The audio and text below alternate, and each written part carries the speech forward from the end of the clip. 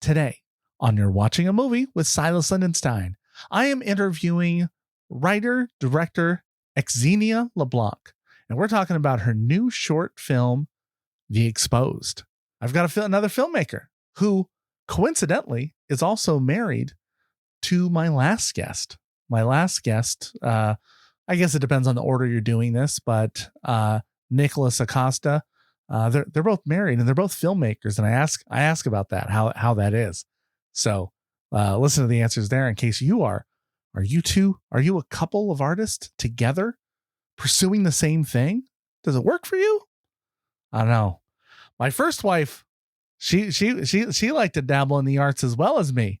And notice I said first wife. So you know how that worked out.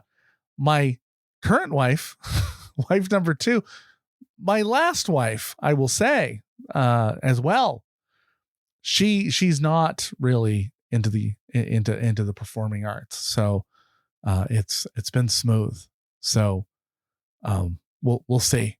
We'll see if it works for you. Congratulations. Anyway, Xenia is a wonderfully interesting woman. She's lived all over. She's studied acting all over. And I think she came up with a great little premise for this short film. You'll hear me talk about it. It's a little nerve-wracking of a little horror film. So, but it's not like a grotesque horror. So I think you can handle it, even if you don't normally like horror. I'm going to have a link for that movie on both you'rewatchingamovie.com for under the show notes, and also on Black and a Half on the show notes. So check that out so you can watch the movie, and then it's like a 5-minute horror. So really well done. I do. If you follow this program, I participate in the 48-hour film project with it, which is always 3 to 7 minute. I believe it's 3 is the minimum, maybe 4, and 7 minutes in length. So I'm really into that kind of short film. And she did this for a particular festival, but now it's released everywhere. So check it out. I think you'll enjoy it. And I think you'll really enjoy this interview. I got a feeling. So right now, sit back, relax, open your heart and open your ear holes and listen to this episode. 7 questions with Xenia LeBlanc. You're watching a movie with Silas. First of all, thank you for coming here. Thank you. Xenia. Yes. I had the pleasure of interviewing your other half. I don't know if he was so excited that he told you about this. Nick. Yeah. It's very. Is it strange is it good having 2 filmmakers in a household? It's very interesting.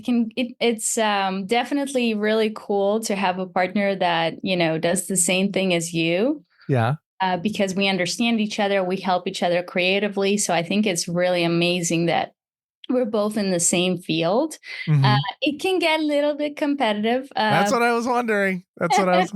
But in a good way, I feel we have been, working on many different projects together. So we kind of figured out how to navigate it. So like we have, it's not really a rule, but it's something that we do where we make one film when one of us directs, and then the other film is the other person will direct. So we'll be like, okay, right now this is you directing your film, and we're doing this for you, and we're helping you to achieve your vision. And then the next one is mine. So I get to direct and I get to choose and do, what I want to do with it. So that worked so far.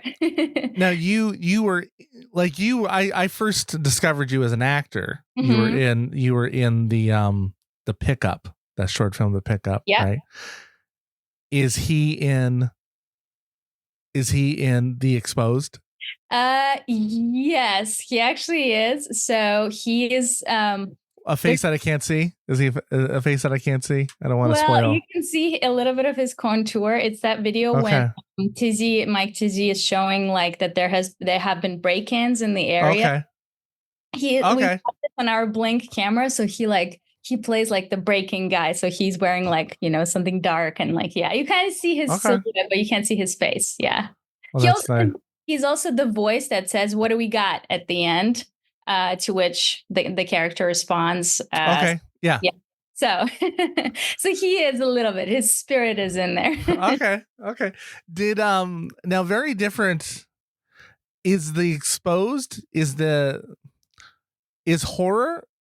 I would call it's horror, right? And fear inducing. Is that your style more? Is this what you're really into? Horror? Honestly, I think what I'm more excited about and what I'm more into in the past have been comedy more so. So I've been very much focused on comedy, especially female-based comedy and female-driven comedy, I would say. So I was part of Dances with Films in the past. Unfortunately, it was a 2020. So my series, female-driven comedy series, they got in, but we had to do the Zoom red carpet and all that stuff. Really sad. So I think comedy as well as documentary is something that I'm really like. I edited a documentary film recently, a feature documentary. It's going to be released in October through streaming platforms, which is really cool. So I think I've been kind of trying out different things, and horror for me as a genre is very interesting because it's something that you can do literally in one location with, actor. And if you're good at figuring out how to create tension and how to create fear, you can do something really cool with very little. So, you don't need a lot of dialogue. You don't really need to do much. You can just visually create an atmosphere with using sound and light and the location and then one actor. And then there you go. So I think this for me was kind of a challenge. So as it is, it's funny. So the Exposed was made for a short contest. There's a short contest happening every year. It's made by Jacob Owens. So Jacob Owens is a filmmaker. He does like a bunch of different things. He's very much in love with horror. He does a lot of really cool horror shorts himself. And then, he makes this contest every year.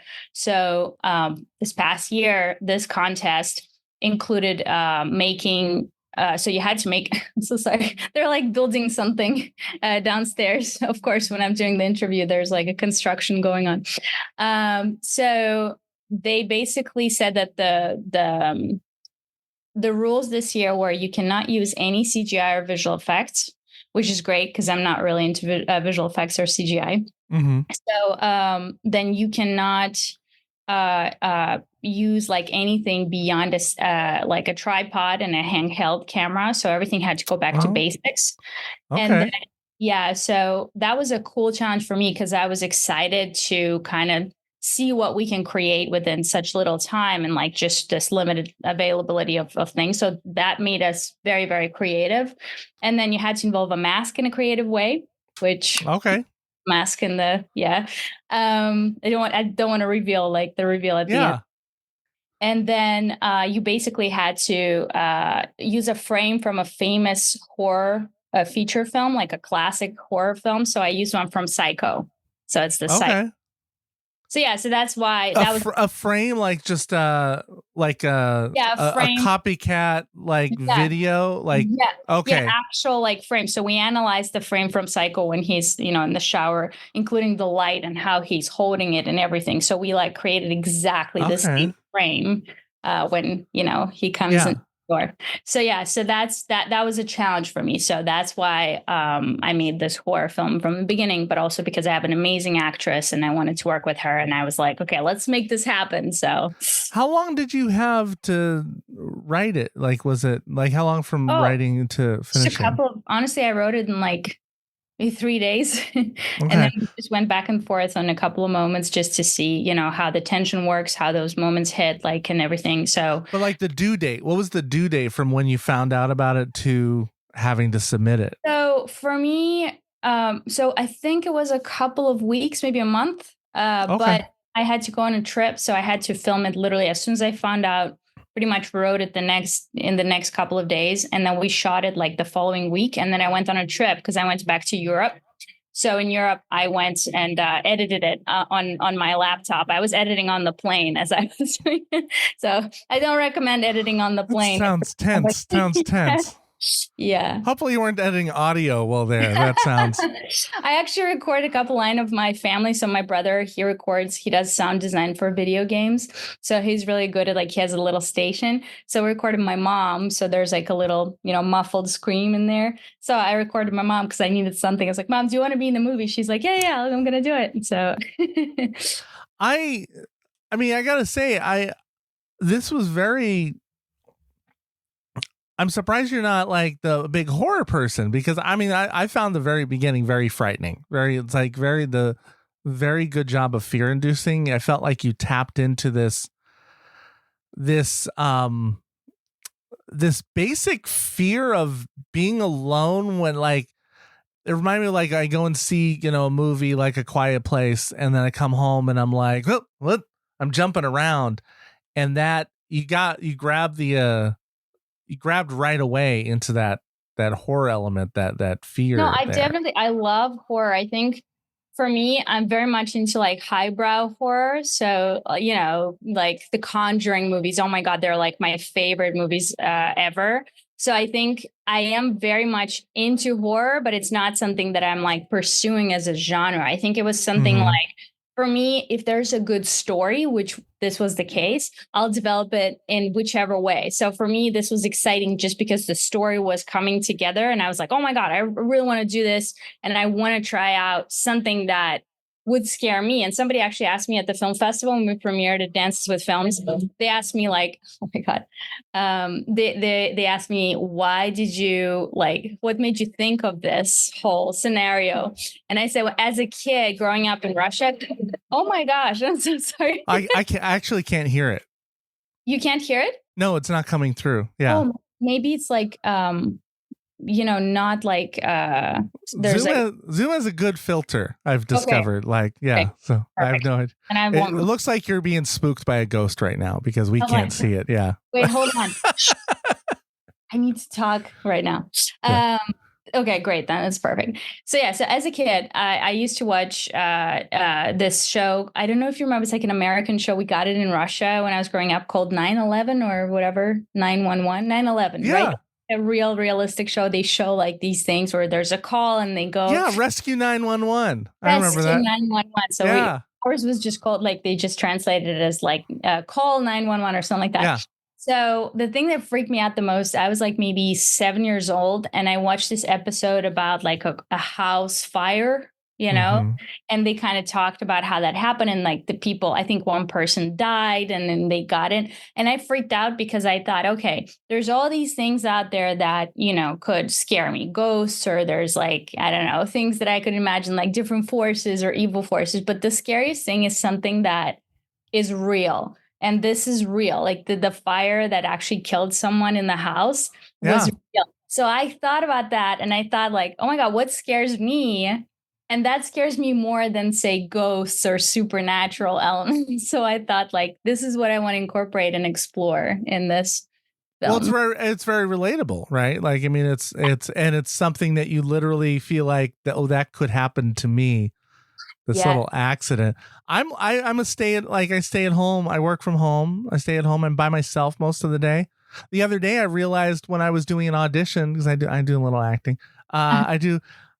I'm in this podcast studio I have, and I was yelling during the audition, and I went out and apologized to my family. Said, sorry if I disturbed you yelling. And they're like, well, we couldn't hear you. And I was like, oh, well, that's frightening. Yeah, because if something happens and you like, oh crap. So I better put an intercom in here or something. Do you have like an isolated studio or kind of? Yeah, it's in a garage, like kind of. But I thought I could. I didn't know it was that fit. I didn't know it was that thick. So I'm like, okay, well, note for myself. So maybe that might have hit a little for me too with this film, this quiet isolation. But I think those real terrors are really great. And I thought you did they're much scarier. And to me, this is something that I was thinking about when I was creating this, is there's so much that can frighten someone, but everyone can experience something like this. It can happen to you without you noticing. Like, you can literally get affected by something and not notice because you weren't careful with something, or you weren't, I just don't want to reveal the ending of it. But but that to me is so realistic. And I thought, oh my God, this is, and when they asked me at the film festival, so why'd you make this? I said, oh my God, I think I realized, because I watched those 9/11 call Yeah. series, and it just freaked me out. And I remember my mom was so mad. She's like, who let you watch this? And after that, I was always like checking everything, that everything is okay. I still do that. So when I leave Oh the gosh, house, my wife every night. Did I yeah, turn off? Did I turn this off? Did I turn that off? Did I that's unplug me. I'm like, yeah, like, and so honestly, she does not like horror, right?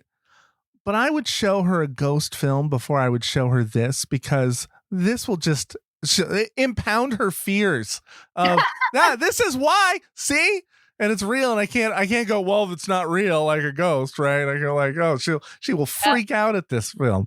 Oh my God. Yeah, my mom did. She watched it and she was like, oh God, why? This is terrifying. I was like, Yeah.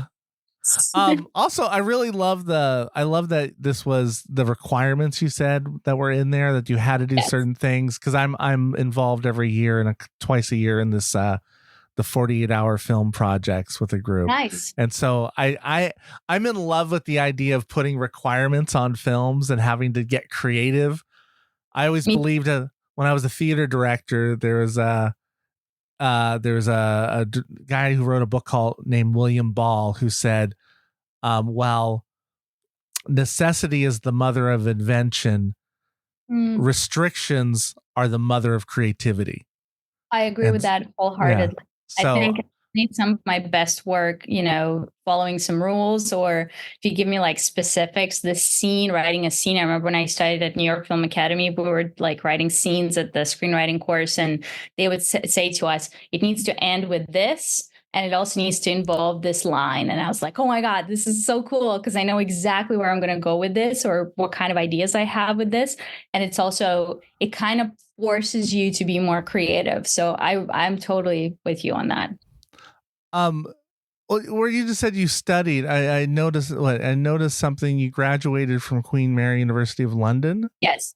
Yeah. I studied film there, film studies. But I studied film also. The first time I came to the US was for the New York Film Academy here in LA. So I came to do a filmmaking course, I think. And then I went on to doing a screenwriting course. You weren't from London originally? No, I'm from Russia, St. Petersburg. Okay. So I had, because I was like, why would someone come from England to study acting in the US? That seems backwards. They steal all of our jobs. So they get all the acting job. I've been to St. Petersburg. No way. Yes. When back in, it was 1988. Wow. 1989, February of 89. My high school went on a trip. Gorbachev was in power. I was gonna say, this is still, yeah, it was pre what's his name with the K? Yeltsin. Or pre Yeltsin. Yeah, Yeltsin. And so we went over and visited Moscow. We went down to Tbilisi when Georgia was still part of, because I went to the USSR, right? So, and then we flew up to, at the time, Leningrad. That's where I was. Yes. Okay, yes. And so our last days were in St. Petersburg. I remember going around because somebody asked me to bring back sheet music. They're a musician, like, bring me back actual Russian sheet music. And so I went out to a store to find them. And so I have pictures of that. It was, I remember it being a very beautiful city. It's beautiful. And yeah, like, and it's one of my claim to fame, because I'm like, I don't meet a lot of other people who can say they've been to St. Petersburg. I just haven't. That's really impressive to me, because most people have never been to Russia. So when I hear this, I'm like, wow. It was hard as a high schooler, food wise, because we were not, like, we did actually go to the first McDonald's that ever opened in Moscow. Yeah. Now, before we left, I had said there's no way I was going, because that was ridiculous. I would not go to another country and eat McDonald's. But then we waited hour and a half in the snow to get in there because we were so like, we need regular food. To us, it was like normal we didn't. food. Yeah, it was funny because we were eating in a hotel, so it should have been like we should have been happy with that. But some of the best food I had in Georgia, we had some good bread. There's some fabulous bread, amazing bread from Stone Ovens, and then in London, in St. Petersburg, I like that felt more just. I don't know. They said it was a more at the time Western area. Like I didn't have any food issues there, so we were all fine. I don't know if we just adjusted and get over your American self, teenagers, obnoxious 15-year-olds. We went to Russia, I think, before the pandemic. It was like 2019. So we went there and he was like trying to adjust certain things. For example, we have these breakfast sausages and he's like, this is not a sausage. It's just boiled like sausage that we just boil. Yeah. And then he goes like, this is, I don't know what this, hot dogs, said hot dogs. And he goes, this is not a hot dog. This is like a weird whatever. But there were a lot of things like that. Like, he was trying to find like cold drinks. We're not that big on cold drinks. I know it sounds ridiculous, but no, I remember the pasteurized irradiated orange juice that I was drinking. It was not cold. It was just warm orange juice. It's like an American habit here. I've learned to be like, oh, I want some ice with my water. It's like, we don't do that. So he was so pissed because we would go somewhere and they'd give him a Coke or something. They're like, it's not cold. They go, yes, it is. It's like, no. So so I get you. It's hard. It's a cultural shock. It's completely little things that you don't think about until you're there. And as a teenager, I'm sure I was intolerable. I mean, at least I was with a group. So but at least you were lucky there was a McDonald's at the time you went. One time to get us over. If not, it opened. I forget which year it was that it opened, but I think it was. Well, it was like 88. It only been open like 6 months, I think, when we've been there. New. And then we had Carol's. Do you have Carol's here? I don't know Carol's. It might have been a thing before. It was like the same thing as McDonald's. They also had Happy Meals, but they were called Carol's as opposed to McDonald's. They were open just for a little bit and then they like closed. And that's what I remember. And Nick is like, I don't know what you're talking about. And I was like, that was a chain. It was like a chain. And I looked it up. It didn't last too long, got bought out. Okay. Yeah. I mean, the US has at that time before we were social media has made everything so small. Yeah. Like there were chains that people had never. I remember introducing my friends to Taco Bell when it came out to the East Coast because they were like, they had never heard of Taco Bell. And I'm like, what? Are you nuts? I've been from California. Right. Hey, anyway, the first time I have people come on the show, I always ask, there's 7 questions I always ask them. Okay. It's the Silas Lindenstein's world famous 7 questions. And then one day there'll be a graphic right then. It'll be very exciting. So my 7 questions. Number 1, what are you most nerdy about? And not meaning it doesn't have to be Star Trek or Star Wars, but what's that thing that you just love, you deep dive into that maybe more than a lot of people? So I think there's 2 besides film. Is reading for sure. Like I'm a book nerd. Like I love to read, especially like sci-fi, and I absolutely love like a good thriller. So that's I'm super excited about. So I can recommend like really good stuff. And I would say second would be cooking. Cooking is something I'm super nerdy about. So I love to cook and I love finding new flavors, combining them, like creating cool recipes and then like trying something out that, has not been in the recipe book and just experiment with that and then let people try it and like see how they react to that. So I think besides film, so if you said like not film. Is there a cuisine that you're more into? Like certain? I think all of them have like, there's a lot. So I love French cuisine. It's like the staples of like good food that, involves a lot of butter.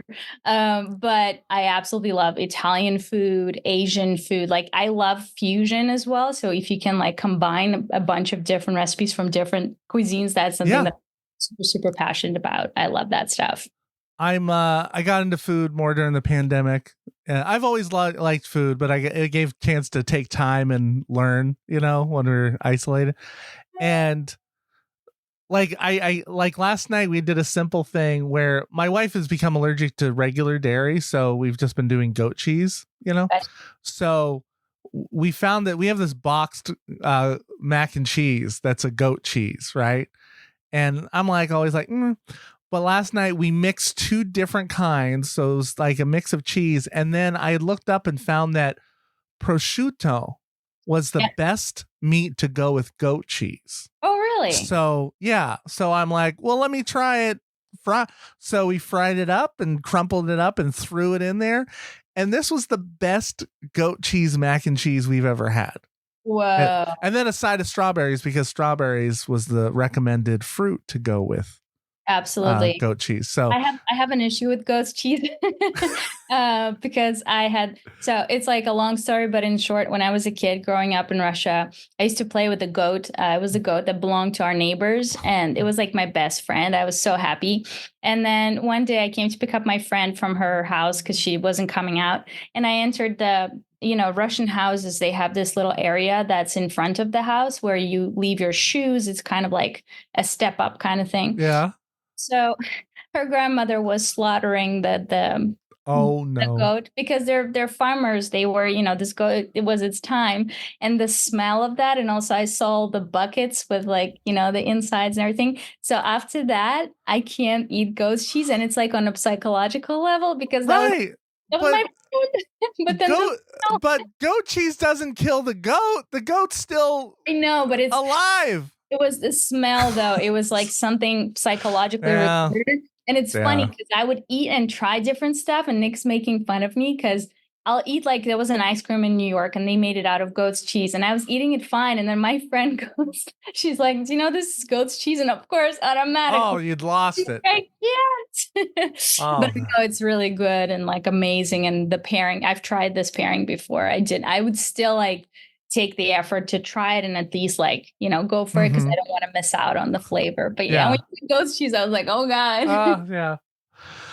Yeah. I'm definitely more, I like it now. It was always okay, but now I just have it so much because that's what's there for us. But all right. Number 2, what's something that you love to eat? Love to eat? Yeah. I would say a couple of things. So recently I started trying vegetarian food more because I was really excited about different pairings, and I found this whole new world of flavors that didn't exist to me before because, we always go for meat and then you have a little like potato or something with it. Yeah. But in vegetarian cuisine, there's so many interesting things that people have come up with. So, first of all, pasta. I'm super, super passionate about pasta of all kinds. But the pairings of like, I'm super excited about different interesting pairings of like sweet potato with, different baked vegetables. I know it sounds very boring, but there's so many ways to cook a sweet potato that can be like just super exciting. You can make like dumplings with it. You can fry it. You can like boil it. You can actually make like when I lived in Montreal for a little bit for 1 year. I'm not going back. It's really cold over there. But in Montreal, they're very passionate about their food. So I took like one class with the cordon bleu. Like there was one class that they opened for the public.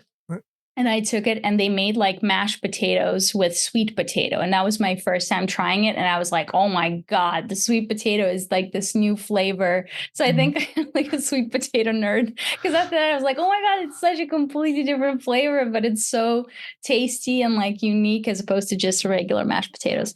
So I would say, yeah. That and also Asian food. Like I absolutely love sushi. Sushi is like our treat. We always go to Larchmont. There's like a really great sushi place there.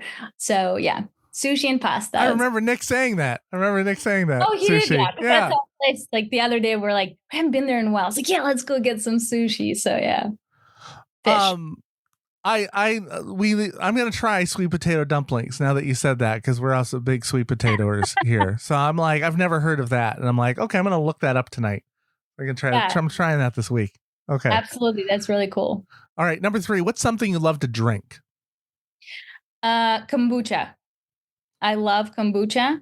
So when I first tried it, I was like, is this really something? It's like, I think it's an acquired taste. And the fact that, especially in America, because it's not a very European drink, like to drink kombucha, but the fact that you can make it yourself. And also there's so many different flavors that came out in the past couple of years. So you go and there's like, we have a store nearby and it has like this whole selection of different kombucha.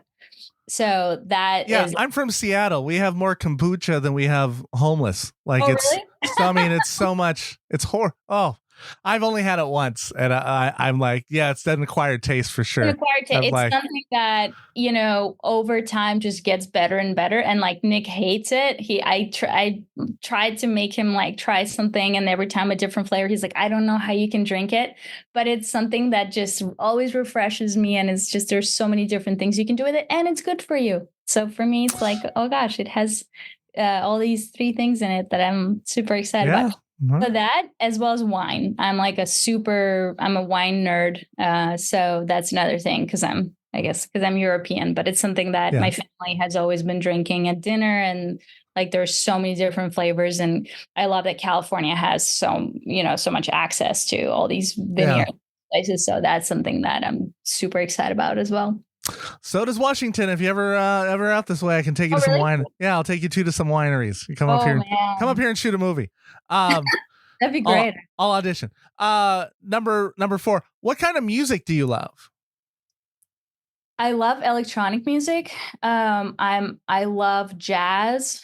I listen to all kinds of different music. Sometimes it's going to be like soundtracks. We have a huge collection of soundtracks that we have saved, and like mine is on Apple Music, on iTunes. So, I think all kinds, but my favorite go-to is jazz and electronic, like, they used to call it lounge music in like early 2000s, but lounge music to me sounds more like something that plays in the elevator. I'm talking more about like very interesting artists like, Moby, for example, who is actually our neighbor. I've met him a couple of times. So I grew up listening to his music, like Fatboy Slim. So I think I can't say like I listen to only one particular kinds of music. I think it depends on, the artist, or like if it's a cool song from like so many soundtracks that we have saved and that we listen to over and over again. Like, even John Williams, like we listen to him sometimes, like it's a Saturday, I'll just put on John Williams albums and just listen to it. But yeah, it's like, it depends on my mood, but I think, I love I love finding new music too. So I'll listen to like iTunes radio and then just kind of pick up on some stuff that I haven't heard before. So, yeah. I like it. I mean, you're inspiring me. Maybe I'll just throw some John Williams on while I cook. Oh my gosh, it like transforms your space, your mind. Give some intensity. Yeah. Absolutely. All right. Sorry, number 5. What do you love to create? Oh, movies. I love visual arts and I love telling stories. So I think that's why, I chose filmmaking, because it combines a bunch of different art forms. I don't know any other art form that combines that many things under one umbrella. So if you're making a film, you can literally be a good visual storyteller. You can, be actual like cinematography and be into that. You can also you have to be a good storyteller. So you could be a good writer. You need to write and learn how to tell good stories. You can perform, you can, create the character with your behavior and different moods and emotions. So I think there's so many things, but for me, I'm also very much into photography. So I take a lot of photos. It's something that is just my passion. It's something that I do with friends of mine. I've done a bunch of photo shoots in the past. So photography, video. I'm not a good painter, but I'm actually working on a little short. I've been working on it forever. I started like way before the pandemic, where I'm like dabbling into animation. It's like a story that happened to me in San Francisco. And then I just found out there's this app that you can download on the iPad that allows you to draw like, onion skin draw. Like it's basically like helps you to create your animation and then save them in different layers so you can animate them later. It is super complicated for my brain, but I was like, okay, I want to give it a try. So I've been working on that, and it's going well. So we'll see. Maybe I'll finish it in the next 5 years. So yeah. Okay. All right. Number 6, what's a game you love to play? A game. Ooh. So we love like board games, and like we love the game nights. So we play a bunch of those, like guess the movie, or like somebody gave us those cards recently where it like says, you have to describe what the film is or it's kind of like the Ellen. Heads up. Yeah, it's kind of like that, but it's more complicated. You're limited by time and you can only use this. So yeah, so it's like it's a level up from that, but it's a similar kind of thing. Okay. So I love those. We love those competitive, like super fast games. But also, I come from a little bit of a gaming background. So my father opened the first gaming company in Russia back in the 90s. So wait, was he the Tetris inventor? No. Okay. No. All right. I just saw that movie, so okay. No, yeah, it's a great film. Actually, I haven't seen it yet, but I want to check it out. No, he opened a first gaming company that was working with like, the American companies. They were creating different things for them. For example, they worked with Doom and they created like the gun like elements for them. So they were working with many different companies at the time. They created their own game that was like, it's a racing game, but it's the little cars, like the radio controlled cars. So they created a whole game which was actually sold in America at the time, and my dad came here to present it and all this stuff. It was really cool. So because of my horror excitement and all this stuff, I love spooky games. So I don't know if you know, this phenomenal game called Fatal Frame. It's a Japanese game. It's basically like every new episode is its own story. But the first one begins, you're just in the middle of the woods and your sister ran away. And you're just, there's no clues. There's not, you're in the middle of the woods and it's dark. And so you have to like go through and like figure things out. And then you find a camera.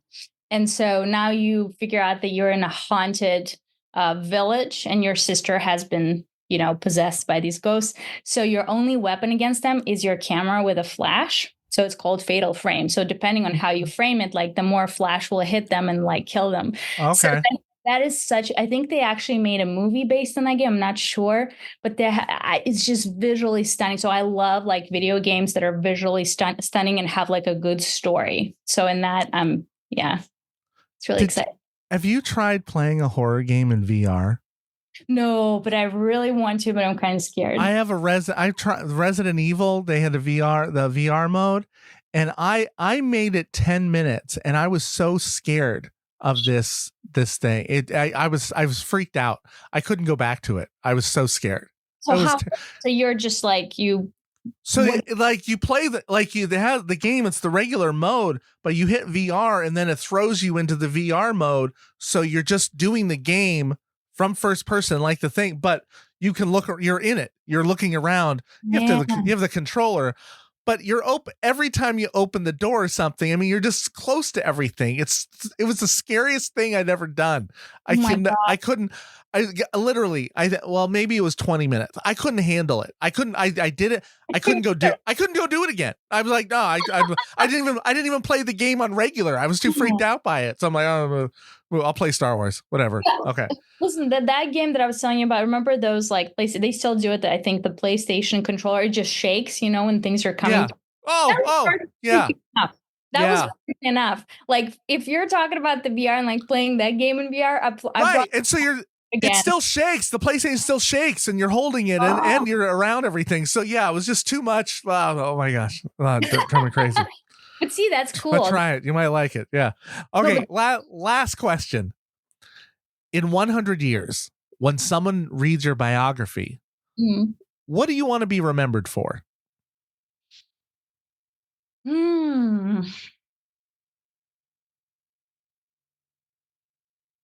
Honestly, and it's going to sound very deep and philosophical, I've always been passionate about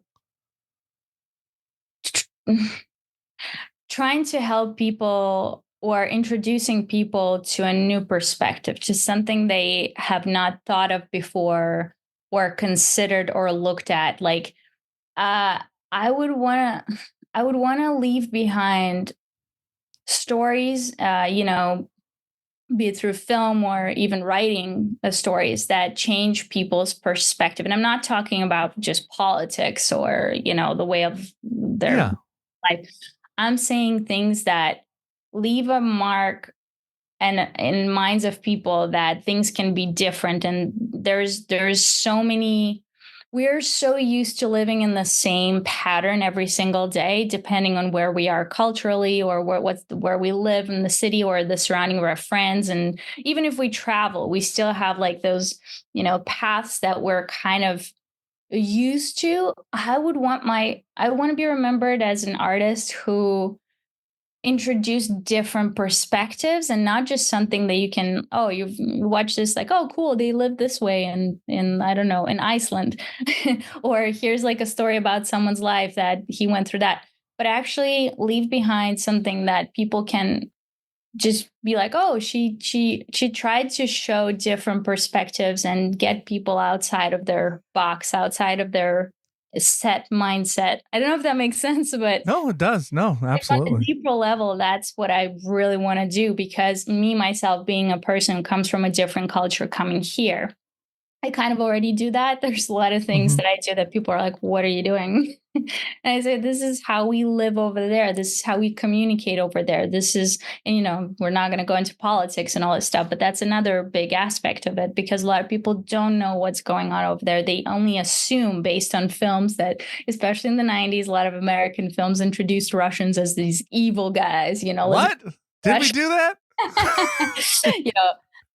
So, and it's, it's understandable why, but I feel there's so much being left out. And when people say like, oh, there's not much to talk about, or, maybe discover about the Russian culture, I'm always like, wait, like, let me just, there's so much, especially like, for example, our stories, I was telling Nick the other day, I was like, we had these animations based, animated films created by the Russian animation studio during the Soviet times, that if you watch them, they're so deep and philosophical and weird. And Nick's like, no wonder you like to, talk about philosophy and all this weird stuff, because we have like this animation called the Hedgehog in the Fog.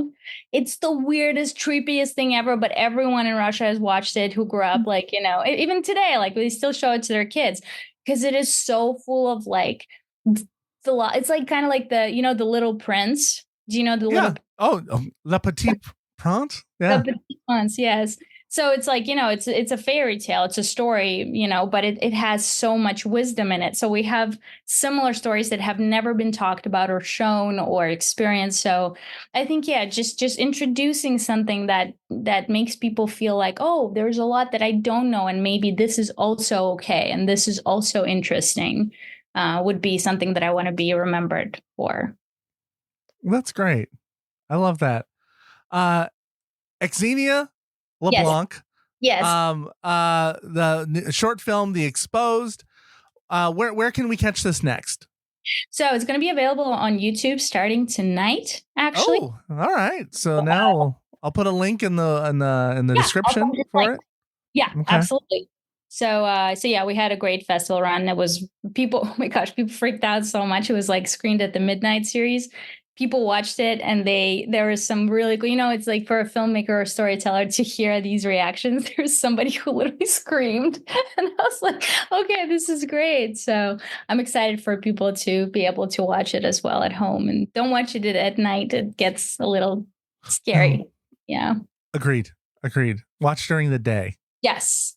And then you could just spend your day freaked out. Yeah. So, yeah. And that was the interview. Yeah, that was great, right? I told you. You can count on me when I tell you that we got a good interview. We do. Here it is. So I think you should check out the film. If you have not checked out the film yet, please do. Let me know in the comments what you thought. And if you like this episode, please make sure you hit like, go subscribe, and follow the podcast, so you'll know right away the next time a fun interview's dropped. I got a lot of exciting ones coming up for you, so I want you to be notified and listen to it. So until next time, I want to thank you for keeping it black and a half, and thank you for watching a movie with Silas Lindenstein. You're watching a movie with Silas Lindenstein. In the theaters you find this. So go and press play and rewind this. This picture is timeless. Love it like it or we lose it, can't find it. And we ain't keen on being reminded about the film if it isn't tough. We spend a lot of time at the cinema. It's just me and my friends, we watch plenty stuff. For movies, yeah, I've been above. Whether big or they small, no, for me don't make a difference. Love them. You're watching a movie with Silas Lindenstein. In the theaters you find this. So go and press play and rewind this. This picture is timeless. Love it like it or we lose it, can't find it. And we ain't keen on being reminded about the film if it didn't hit. No, gotta lose it. Watch movies with my friends, bringing joy, that's the blueprint. So come on and let's do this. Leave pain behind us and relax your mind. Come watch a movie with Silas. Yeah.